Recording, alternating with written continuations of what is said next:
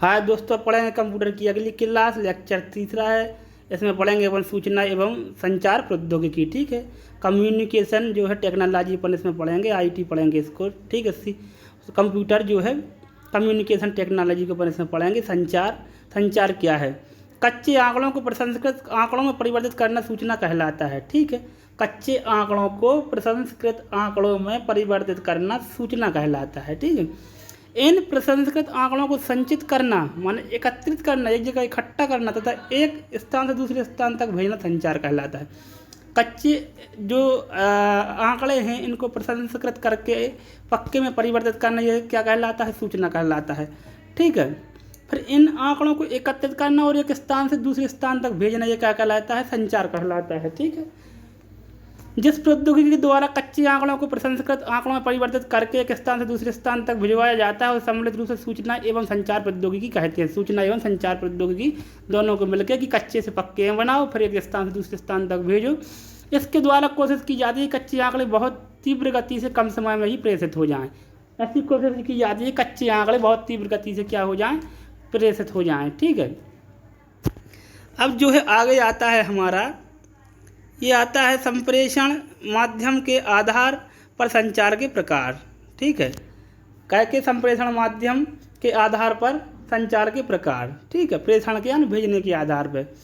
ठीक है, थोड़ा सा ये प्रिंट पूरा का पूरा नहीं आया, लेकिन पढ़ के बताता जाऊंगा मैं आपको। संप्रेषण माध्यम के आधार पर दो तरह का संप्रेषण होता है। ठीक है, ठीक है, ये होता है वायर्ड कम्युनिकेशन, जिसमें वायर होता है, और एक खुले तार युग में। दो प्रकार के होती हैं। तो वायर्ड जिसमें वायर होता है। ठीक है, कम्युनिकेशन, इस संचार में तरंग हमेशा चालक के माध्यम से होने वाले विद्युत प्रवाह से जुड़ी होती है, चालक के माध्यम से। ठीक है, इसमें एक तार से दूसरे तार को जोड़ा जाता है और तार के माध्यम से प्रवाह होता है। इस संचार में भौतिक तारों का प्रयोग किया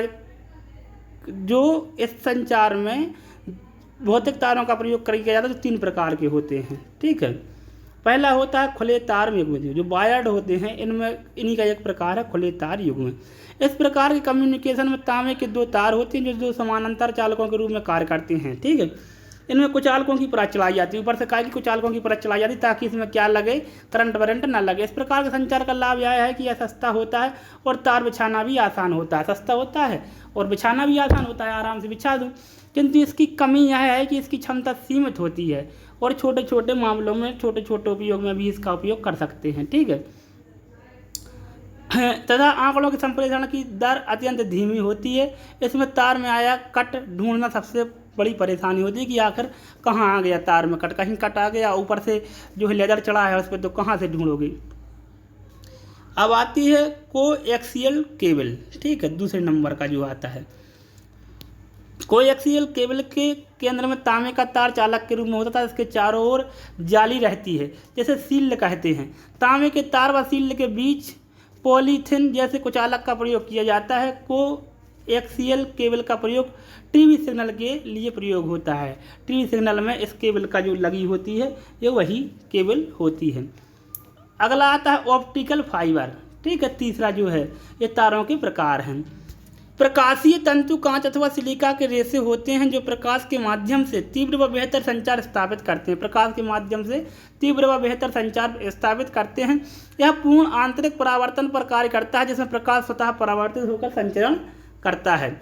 इसका प्रयोग चिकित्सीय संचार आदि में किया जाता है। भारत में इसका प्रथम कारखाना मंडीदीप रायसेन में स्थापित किया गया है। प्रथम कारखाना कहाँ बनाया गया? मंडीदीप रायसेन में। एक तो दो प्रकार के होते थे। ठीक है, जो है संचार, एक वायर्ड जो अपन ने पढ़ी, ये तीन प्रकार के वायर होते थे। अब आता है वायरलेस कम्युनिकेशन। ठीक है, जिसमें तार नहीं होता, वायरलेस यानी बिना तार के। दो या दो से अधिक यंत्रों या युक्तियों को परस्पर संलग्न किए बिना, एक दूसरे से जोड़े बिना सूचना के स्थानांतरण को वायरलेस संचार कहते हैं। जैसे रेडियो संचार, इसमें कुछ भी नहीं जुड़ा होता है, किसी भी आकाशवाणी से हमारे पास बात चीज़ें आ जाती हैं। Mobile phones, cardless phone, infrared, Bluetooth, satellite TV आदि। वायरलेस टेक्नोलॉजी में इंफ्रारेड रेडियो तथा माइक्रोवेव्स का प्रयोग किया जाता है। ठीक है, इंफ्रारेड टेक्नोलॉजी को लाइन ऑफ साइट टेक्नोलॉजी भी कहते हैं। ठीक है, इंफ्रारेड में दो चीज़ें करीब करीब होना चाहिए। ठीक है, जैसे टीवी का रिमोट आदि। ठीक है, अब आता है माइक्रोवेव्स तथा रेडियो संचार में लाइन ऑफ साइट के भी अतिरिक्त डाटा ट्रांसफ़र संभव हो, जैसे मोबाइल ब्लूटूथ। दोस्तों बहुत ज़्यादा तबीयत खराब होने के कारण मुंह में छाले, इसलिए बहुत अच्छे तरीके से प्रोनाउंसिएशन नहीं हो पा रहा है, लेकिन पढ़ना तो हर हाल में है। वाईफाई, WiMAX, सैटेलाइट फ़ोन आदि, इसमें 2 डिवाइसेस को एक सीधे में रखना अनिवार्य नहीं है तथा यह अधिक दूरी तक संचारित होता है।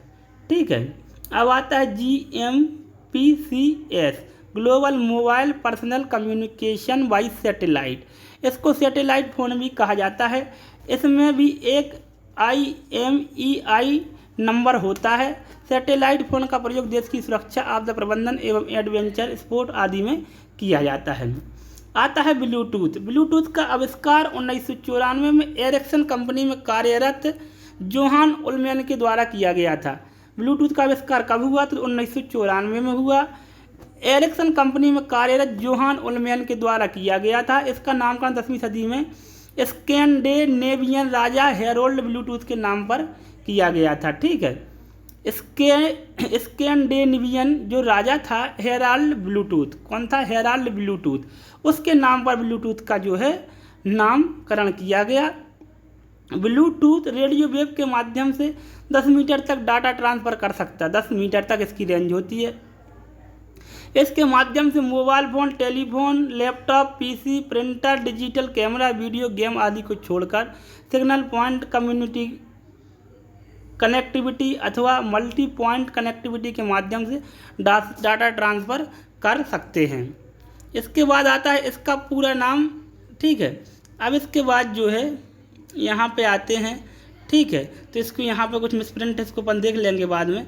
इसका पूरा नाम वायरलेस फाइडेलिटी। ठीक है, वाईफाई का मतलब क्या है? यहाँ पे वाईफाई लिखा है दोस्तों।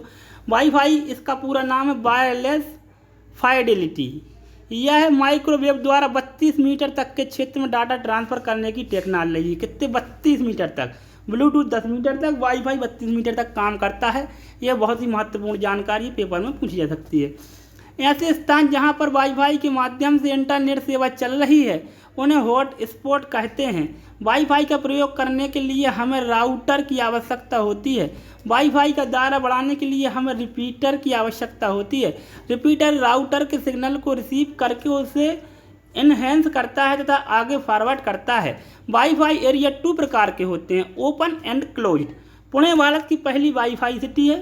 पुणे के रेलवे स्टेशन पर यात्रियों को वाईफाई सुविधा उपलब्ध कराई गई। ठीक है, WiMAX, world wide inter operability for microwave. यह भी माइक्रोवेव टेक्नोलॉजी पर आधारित। इसके दायरा अपेक्षाकृत और अधिक विस्तृत होता है। यह 3-4 किलोमीटर तक के क्षेत्र में Mbps की स्पीड से डाटा भेज सकता है। अब आता है लाइफाई। इसका पूरा नाम है लाइट फाइडेलिटी। इस शब्द का सर्वप्रथम प्रयोग 2011 में हेराल्ड हॉस ने किया था। यह भी बेतार संचार नेटवर्क होता है जो माइक्रोवेव या रेडियो तरंग के स्थान पर प्रकाश तरंगों के माध्यम से डाटा ट्रांसफ़र करता है। इसमें डाटा ट्रांसफ़र की गति वाईफाई से 100 गुना अधिक होती है। जो लाइफाई होता है वाईफाई से 100 गुना अधिक होता है, जो 10 GB/सेकंड तक हो सकता है। भारत में लाइफाई का प्रथम परीक्षण IIT कैंपस मद्रास 2019 में फिलिप्स इंडिया के सहयोग से किया गया था। इस तरीके से दोस्तों हमने इसको संचार विषय का एक चैप्टर पर कंप्लीट किया। आगे अगले लेक्चर का इंतजार करिए, बहुत ही जल्द जो है आएंगे अगला लेकर। बहुत बहुत धन्यवाद अंत तक वीडियो देखने के